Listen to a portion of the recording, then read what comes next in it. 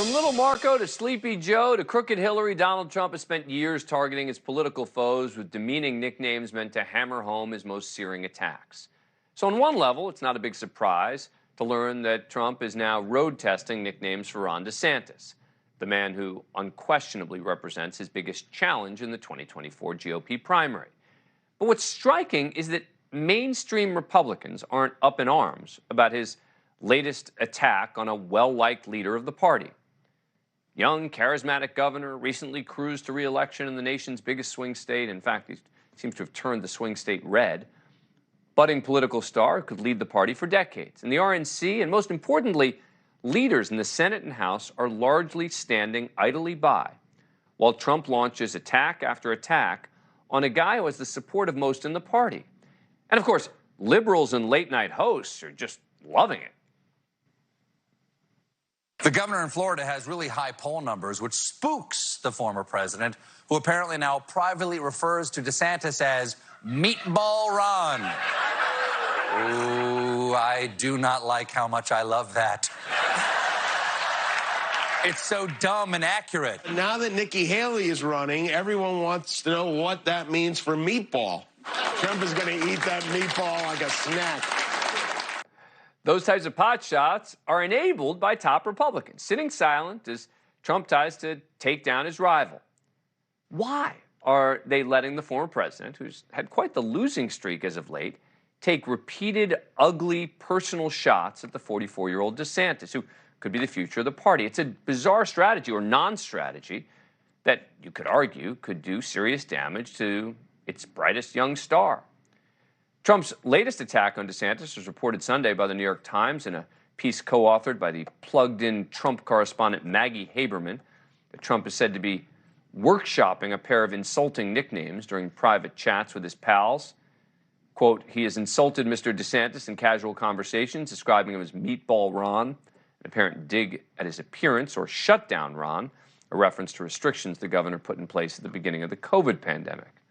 Now, that dig on DeSantis' COVID response is revisionist history. As one of the first governors to open up his state after the initial pandemic closures, DeSantis, widely thought of as a forward thinker on the subject, setting the tone for other state and city executives to follow his lead and reopen. For what it's worth, Trump is denying he's been experimenting with nicknames, but mostly claiming he wouldn't even bother.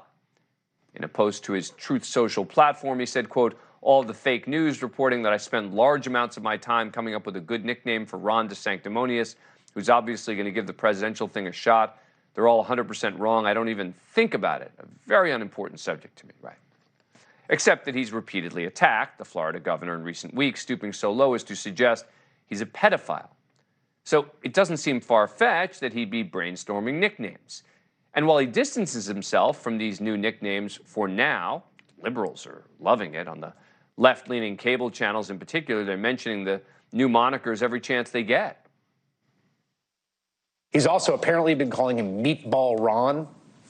He's calling him Meatball Ron. Meatball Ron. Meatball Ron. Good nickname. I mean, this one has a chance to stick. Yeah, maybe it does. Because Republicans seem ready to allow it to happen. Imagine Joe Biden targeting, Gavin Newsom like this with some demeaning nicknames about his appearance or making insulting and false remarks about his personal life. I'm betting the powers that be in the Democratic Party would come out and condemn it. Look, campaigns get ugly. Over the next year, things will get really heated among the Republicans vying for their party's presidential nomination. That's to be expected. But suggesting DeSantis is a pedophile, creating insulting nicknames for him, seems like it crosses some line, if there is one at all these days. Earlier, I spoke with Kevin Sheridan. He served as RNC spokesman during the George W. Bush administration, and he also advised Mitt Romney, among other leading Republicans. Thanks so much for coming on the show. Appreciate it. Am I being unfair to the mainstream Republicans here? Well, to some extent, the mainstream Republicans have learned that there is no engaging Trump in a way that's going to stop him from doing whatever he wants to do. So if they come out and condemn him, it just gives him more oxygen, gives him a better chance to get his name in the news cycle and make it an party fight, which the media obviously loves. They want to see Republicans fighting each other. But at the same time, Ron DeSantis is just making news in Florida every day on issues that Republican primary voters really, really want to see somebody taking on. Thank you for watching. Go to newsnationnow.com to find NewsNation on your cable provider. And don't forget to click the red subscribe button below to get more of NewsNation's fact-driven, unbiased coverage.